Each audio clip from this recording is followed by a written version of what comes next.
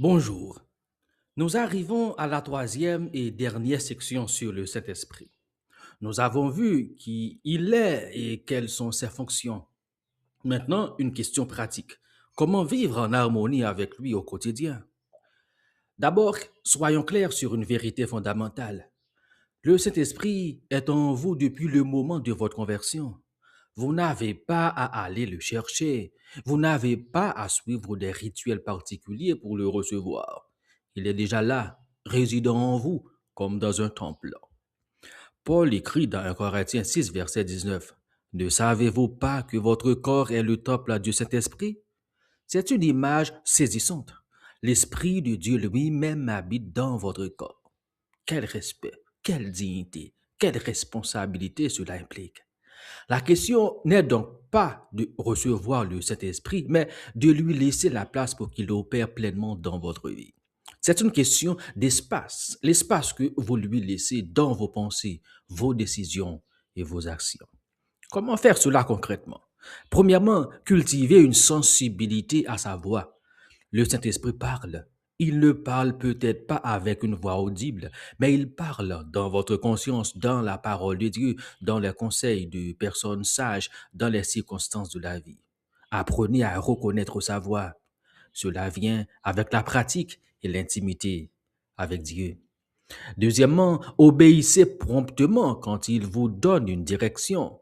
La vitesse d'obéissance est importante.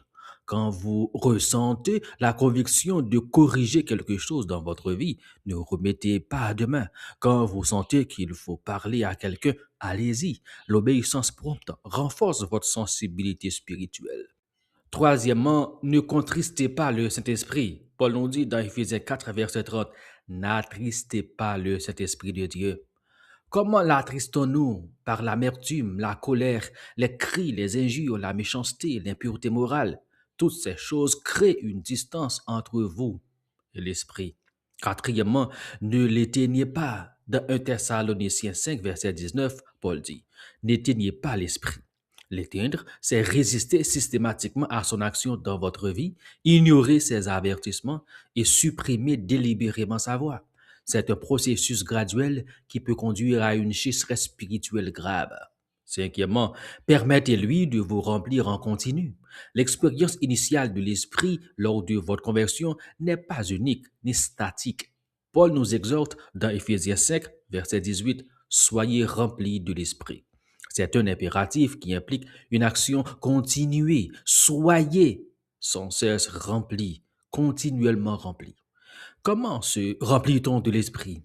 En passant du temps à la parole de Dieu et à la prière, en pratiquant d'autres disciplines spirituelles, en vivant une vie d'obéissance, en cultivant les attitudes que l'esprit aime, l'humilité, la gratitude, l'amour et la pureté. Voici une vérité libératrice que beaucoup de chrétiens ne comprennent pas.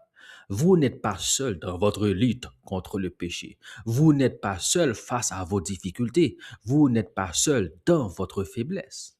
Le Saint-Esprit est là. Il est à vos côtés. Il est en vous.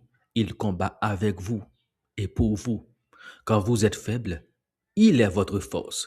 Quand vous ne savez pas prier, il intercède pour vous par des soupirs ineffables, selon Romains 8, verset 26. Quand vous êtes tenté, il vous montre une issue. Quand vous tombez, il vous relève. Le Saint-Esprit est le plus grand cadeau que Jésus vous ait fait après votre salut. Traitez-le avec respect. Cultivez votre relation avec lui et laissez-le transformer votre vie de l'intérieur progressivement, jour après jour. Grâce à lui, vous pouvez aimer Dieu de toute votre âme, de tout votre esprit et de tout votre cœur. Il veut remplir toute votre vie. Laissez-le faire.